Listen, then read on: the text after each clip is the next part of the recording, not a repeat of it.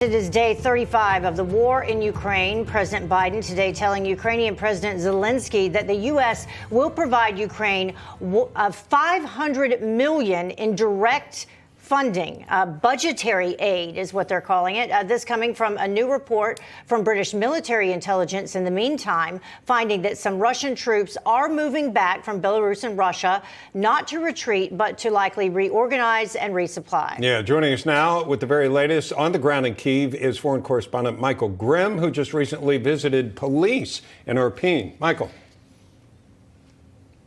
Good afternoon, Bob. It's been an eventful and busy day in and around Kyiv, but there's also a lot going on in the south. We're hearing that troops are consolidating, the Russian forces are consolidating and really starting to hammer Mykolaiv. So they're coming from Kherson, where they already had control, and they're starting to really hammer away at Mykolaiv. But today, you're absolutely right. I was able to be embedded with the local police that patrol Irpin. Now, this is an area that they recently pushed the Russians out of. So we got together with the police and entered, but the shelling was going back and forth. It was really Russians hitting with mortars and vice versa. Before the shelling got too bad and we had to bug out, I was able to meet and speak to one of their police officers. Although his English is spotty, here's what he had to say. How long have you been a police officer? European police.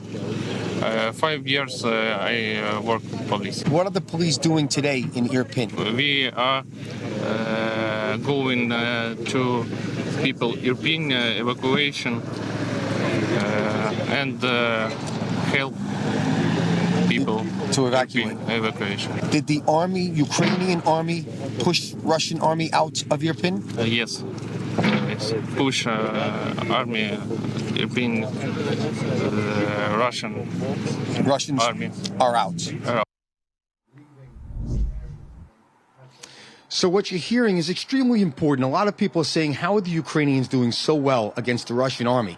One of the reasons they're doing incredibly, exceptionally well is because their police also help the army. So they move in after the army has already pushed the Russians out. They move in and start the evacuation process to get civilians to a safe place. And behind the police are various groups that are just ordinary citizens that are learning how to do triage, how to do all different types of medical, as well as even pick up guns and shoot, and provide all of the humanitarian efforts that we're seeing behind the scenes in safer places like Lviv. So it's really a team effort on behalf of Team Ukraine, and what you see today is the police going in behind the army and bringing and evacuating the citizens that need to be helped the most.